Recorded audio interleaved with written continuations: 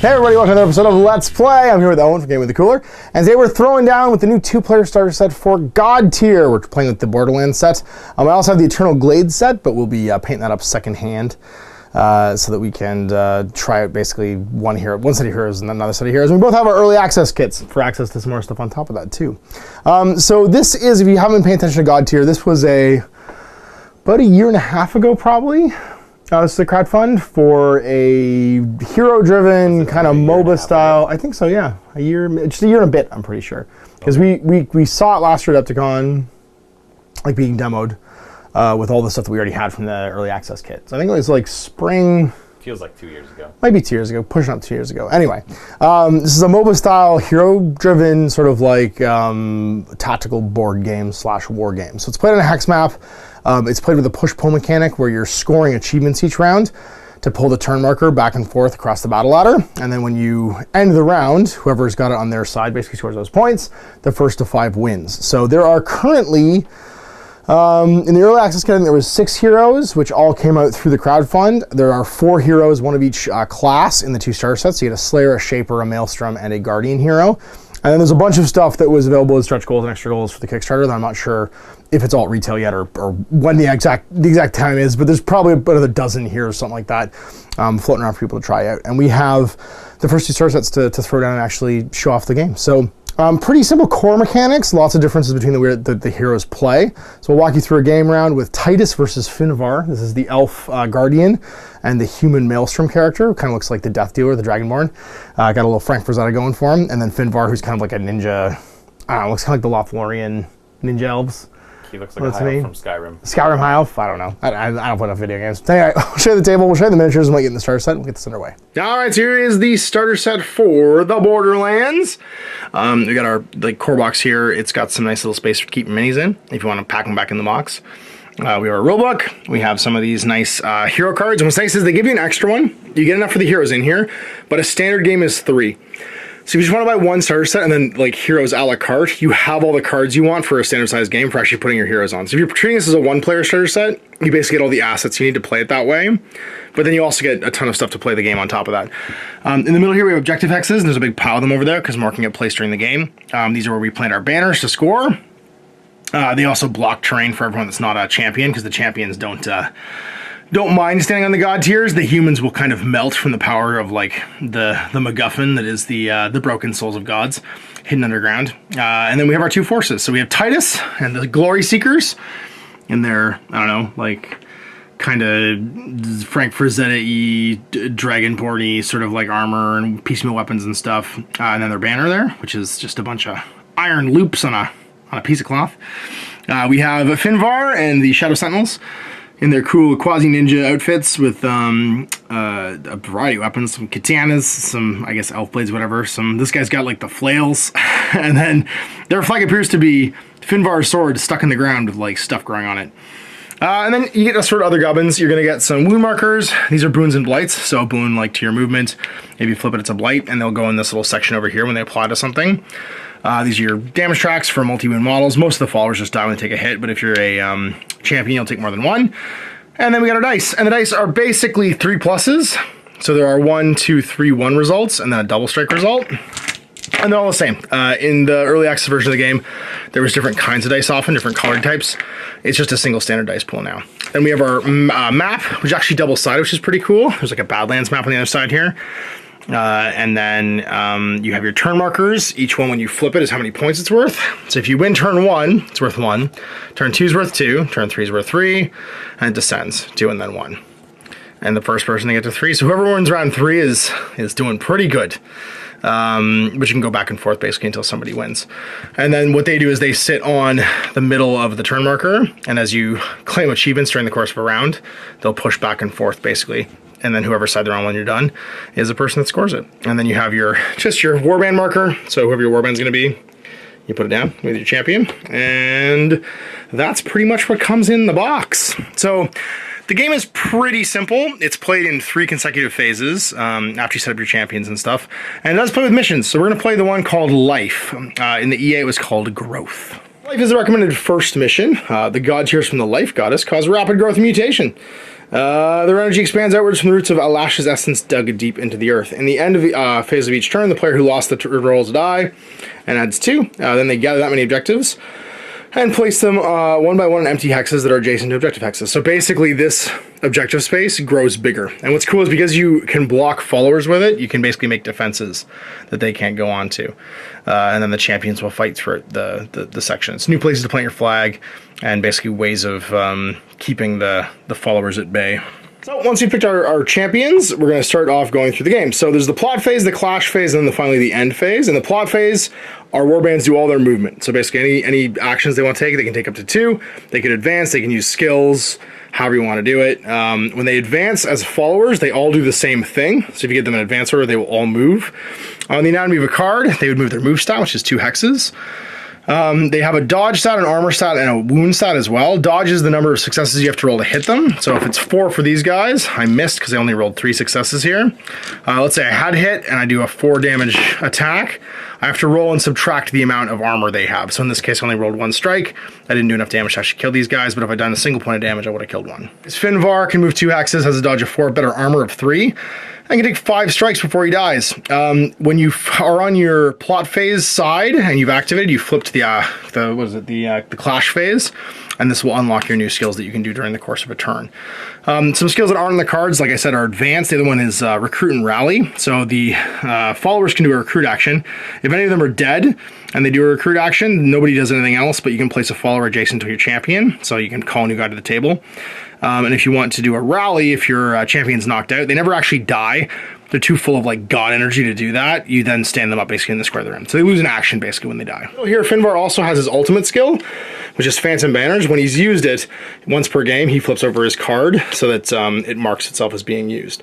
Finvarr's kind of neat. He's a guardian character, so all of his stuff's around planting banners and defending them.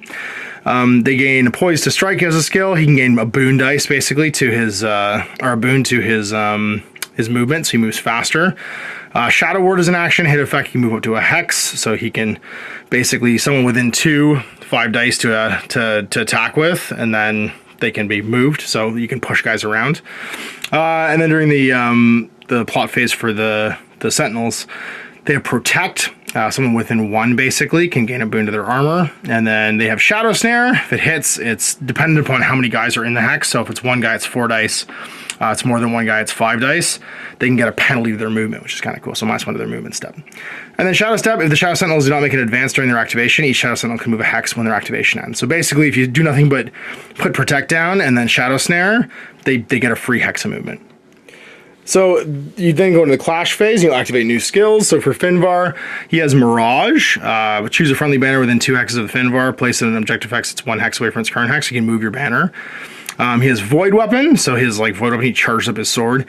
Gains +2 to his attack dice, and then attacking with his Life Blade. Hit effect, remove up to 1 of Finvarr's wounds. He has 4 dice at 1 hex range, and does up to 5 dice in damage. So he's pretty cool, it's stabby. And then his little Shadow Sentinels, they have Void Weapon as well, so they can charge up their weapon. Life Trade, if the skill knocks out an enemy while the Shadow Sentinels are below their minimum size, you can add 1, so you bring a guy back basically. And like I said before, if you have more than 1 guy, the stats increase. So 2 models is 5/5, 3 models is 5/5 versus 1 just being 4/4. And then Shadow Step, again, if they swing, they can move a hex when the activations are over. Back and forth activating all your champions. During the plot phase, you'll do all of your side. During the clash phase, you go back and forth between champions and their followers. You then will calculate your victory points. So you get steps based on the things you do. You move the turn token the following ways. If you knock out an enemy champion, you go 4 steps towards you, which means take all his wounds. Knock out an enemy follower is 1. Knock out a large follower, so on a bigger base, 2. Make a claim action during the plot phase, get 1. Have 1 of your banners in a objective X during the end phase, have 4. And then you get bonuses based on what your class is. So your different classes will add to these things, basically. So for instance, if you're a Guardian, you get an extra point for your banner in the end phase, so it becomes 5. And I believe if you're a Slayer, you get an extra 1 if you knock out a champion, so it becomes 5 as well. If you are a Maelstrom, I believe you get an extra 1 when you knock out a follower. For the battle box game, it's pretty simple, selecting your warbands. I'm going to be playing Finvarr, you'll be playing Titus. Prepare the battlefield, put the battlefield in the middle of the table, choose a scenario, so in this case we're playing life, and set it up accordingly. Randomly determine the first and second player for turn 1. Method for that, so we're just going to roll 5 dice each, and whoever rolls most strikes wins. I rolled really well, and got 8. I got 5. So I'll be the first player. Then take their warband tokens and place them on the battle ladder, which we've done. The scenario rules show the space on the side which should go. Place the turn token on turn 1 in the space beside the midline, close to the battle ladder's first turn. Place remaining turn tokens beside them in numerical order. Deployment. When deploying warbands, players follow the steps below. To deploy a model, simply place it in one of the deployment hexes. So these are the shaded off hexes here on the map. The first player plays the champion and follower, then you back and forth until 2 or 3 champions are placed, but we're only playing with 1. It's Finvarr. My banner doesn't go down yet because I haven't placed it. I'll place 2 of my warriors here and 2 here. It's Titus. And he's got 5 warriors to place and his banner to one side. Alright, plot phase. The first player activates their champion and each of their followers in their warband. And so we're going to go back and forth. If I had more than one champion, I'd activate them all before Owen activated his. So when I activate my models, I choose one champion or one follower in my warband. I take up to 2 actions with that champion or follower unit. A specific action can only be used once, so if I use one of the actions on here, if it's got a skull, it can only attack enemy models. If it's got the dude guy, it can attack champions. If it has a gear, it can attack champions or followers. And I think the other one is gear is friendly champions or followers. Yeah, friendly champions or followers. Manage yourself, that's right. Yeah. And then the last one is the sunshine, which is like all kinds of anybody, yeah. You can't interrupt a skill to start another one until the other one's completed, and some skills and traits gain a bonus, which gives a model a 3rd action. You can only ever gain a single bonus action per activation. Then I flip my card to show that I'm done. So when I do an action for a follower, only one follower basically is chosen to do the skill, if it's a skill. If it's an action that anyone can do, such as an advance or a movement, then everybody who's part of that unit will do it. So when I choose Finvarr, he moves. When I choose the elves, the Shadow Sentinels, they'll all move. Champion only action, so his ultimate obviously only he can use. Claim, where he places a banner. Rally, where if he's been knocked out, he comes back. And then follower only actions are recruit. That's when they want to bring a new guy on. So I'll start with Finvarr. So Finvarr only has a movement of 2 in the plot phase, which means he wouldn't be able to make it to the actual God tiers right now, unless I do my first skill, which is going to be Poised to Strike. That's going to give me a movement boon, which means my movement will be at +1. It targets myself, and that means I can move 3 hexes. So 1, 2, 3 to here, and that's my second action. I'm done. Time. They also want to move up. They move 2 during this phase, so we'll move this unit and go 1, 2. They could split up or reform if I wanted to, and then we're going to go 1, 2 over to here. And then as their second skill, they're going to do Protect to put some armor on the boss. Right after my advance, but we're going to place an armor boon on him, and that means that the next time he gets hit, he'll be armor 4 instead of armor 3. Flip to the clash phase now, and it's over to him. He gets to go first, or go activate his dudes and decides who goes first. Glory Seekers are going to go. We're going to do some Roar of Battle, target a guy within 2, and we're going to move Titus 1 hex. Push him up. And then the minions are going to move forward. 1, 2, 2, 1, 2, 1, 2. And then Titus is going to go. He moves 2 as well. He'll go 1, 2. And then his second action is to claim. Place a flag. So you flip your cards, and now is the clash phase. First, I can activate my units or my champion. And we are just going to move, I think. We're going to have... probably... We don't want to get our units too near to Titus, because Titus is a unit smasher. He likes to kill little guys. So I think what we're going to do is we're going to move Finvarr. He's just going to move 1, 2 and crush this flag. So when he moves into a flag, he automatically destroys it. In action, he's going to claim and place a flag behind himself on the God tier. I'm in the plot phase, so I can't even do that. So then I guess we will go and do a strike with our void weapon. So what is the dodge on old Titus? 3. 3, so I have to roll 3 dice and try and get 3 more successes to hit you. I do. And then I'm damage 5. What's your armor? 3. 3, so it's going to be this -3. So you have 5 hit points, I think? Yep. If I roll 8 or more strikes, you're just dead. I roll 4, you take 1 damage. Done. That means it's Sentinel time. They are going to... No, it's my turn now. Oh, that's right. It's back and forth in this phase. So you get to pick to go with either your champion or your followers. Titus? I honestly think we'll actually go with the minions first. Okay. And they are going to do a advance. And they're going to go 1, 2. And he's going to join. 1, 2. This little guy is going to go 1, 2. And this little guy is going to go 1, 2. And then their second action, they are going to surround, pound, originate. You know what? You have bad armor. They're going to hack at you. Okay. So what hack does, it's 6 dice to hit, range 1. And if I get a success, you'll be armor negative. Okay. You did it. So you lose your buff, basically. So my buff goes away. And that's them. Yep. So technically what happens is I gain the blight and the boon, which means I'll cancel each other out when that's all said and done. So I'm going to go with the Shadow Sentinels now, and they are going to move. They move 3 during the clash phase. So they're going to go 1, 2, 1, 2, 3, and group up, and then swing on these guys. These are a full group. They're going to be 5 of them. 5 dice rather, and 5s to wound. So I get 3 to hit. Yep. And then what's your armor? 3. 3. If I get 3 or more, I get 3 exactly and don't do any damage. Both actions done, so they flipped over to Titus. Titus will do an advance, and he's going to go stand there, and he's going to piercing strike the minions there. Not the minions. He can target up to 2 models in the same hex. I don't know if that divides my attack dice, though. Roll for each when you target more than 1 model. So how many dice do you roll? 5. And I'm defense 4. So looking for 4 successes to peg that little fella. I got 5. And these armor 2. And it's 6 dice damage. Oof. So you might not live. You got him. Bam. So kill 1. And then second strike at the minions again. He hits you again with 5. Don't roll blanks. And then he obliterates that little man. And well done. So that's the round. The turn marker is on your half, meaning you'll score 1 point, so you get to claim it. And then we put the other one over. So just put it in your pile. Yep. And then it's round 2. Player this round, as I have the ability to go first now. And I think we're going to go with the lads. Throw now in the end phase. I get to roll a die and add 2, which is going to be 3 objective hexes. You just have to go where nobody currently is. That's right. So I think what we're going to do is we're going to split your warband a little bit. And we're going to start off by going with Finvarr. He's going to claim to place his banner right here. And then I think he's going to do a Shadow Ward on Titus. Nice, gotta hit your dodge. And I got a 3. Just enough. Just enough. I get to push a hex. I'm gonna push over here. And then I'm going to go with my little guys. They're gonna do a recruit to bring someone back in and basically my champion. And I think I guess they'll just do a protect on the boss. Plot phase done, so my cards flip, and it's over to your plot phase. Here you go. He is going to move. Yeah, he's going to advance. 1, 2. And he's going to use I'll kill you all on your followers. Okay. If I get a success, I have 6 dice. I can move you up to 1 hex. I only got 3. Your defense 4, right? Yep. So he misses. Thus getting nothing. Sweet. And it's your little guys. Well, that's unfortunate, because it means that I'm not going to get to stop that banner. Yeah. Advance. And they're going to move 1 and 1, 2.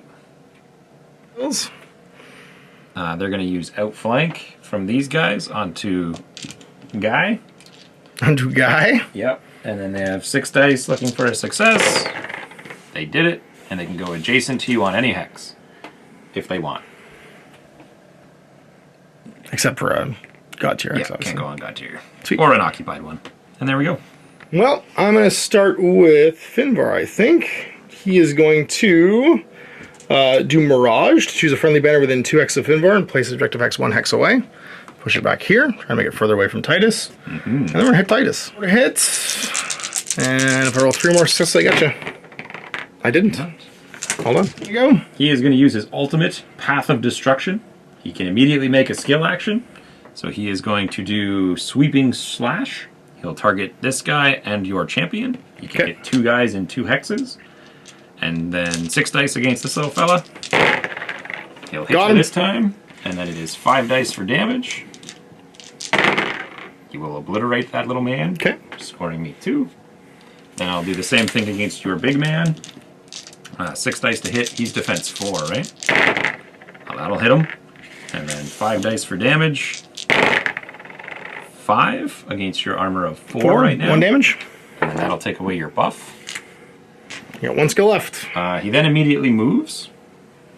And then he can do another free skill action as part of his ultimate. So he's going to use Piercing Strike on your boss. 5 dice. He hits with 4. And then it's 6 dice damage against your armor of 3. He'll do another point of damage. Action. Black. Crush the banner. Yep. Time. Well, let's just make a stab against the little guy. So I'm going to avoid weapon to start off with and just charge up. And then... Oh, you know, I'm not going to bother. I'm just going to try and hit you. I get 4 dice. I hit you with 5, and then your armor 3. Yep. You need 4 to kill you. Gotcha. Where are you attacking? This guy right here. And then with life trade, I gain a guy back. Advance this one, because I killed a follower. Yep. And they have a second action. I think they're just going to move. 1, 2, 1. They're going to rally. They have rapid deployment, so when they rally, they can immediately move 2 hexes, the guy who got brought in. And then second action, they're going to do surround and pound. And this guy is going to do it on this fella. Sure. He's 4 dice, but he has 1 guy adjacent to you for an extra dice. Okay, we're going to hit a 4. Got him. And Number 2. It is 3 dice normally, but an extra 1 for having another guy nearby. 4 dice. He does 4 damage and kills you. Yep, so you scroll around, and that puts you at 3 out of 5. The hexes again. Gain 1. 3 rather. So let's go 1, 2, 3. Put it back here, actually. I lost the turn, so I get to choose if I want to go first or second. I'm going to go second. Who's going to go? Yep. They are going to open with a good old-fashioned, I didn't flip my card over, roar of battle. That's fair. And we'll move Titus 1 square. Okay. And then they're all going to advance. And go 1, 2, 1, 2, 1, 1, 1, 2. Stay a while. Titus is going to plant a flag. Okay. There it is. Boop. And then he's going to issue a challenge to your guy. So I can give you 2 blights of my choice. I am going to give you -1 to your movement and -1 to your... What other blights are there? Definitely movement. Probably armor. Okay. Sweet. And then you can give me 1. Okay, I'm going to give you a movement 1. Sweet. All right. Well, that wasn't the best for me, but what can we do? So let's do the boss. Well, let's start with the Shadow Ward. So 5 dice against this little guy. I'm going to move him. And we got him. Gonna push him a square. Push him back here. Then we're going to plant a beggar, or a banner rather, right there. Then we're going to move. And we're going to move... You can do 3 skills? This guy? Oh, sorry. My Shadow Sentinel still gets to do something? He's going to do a...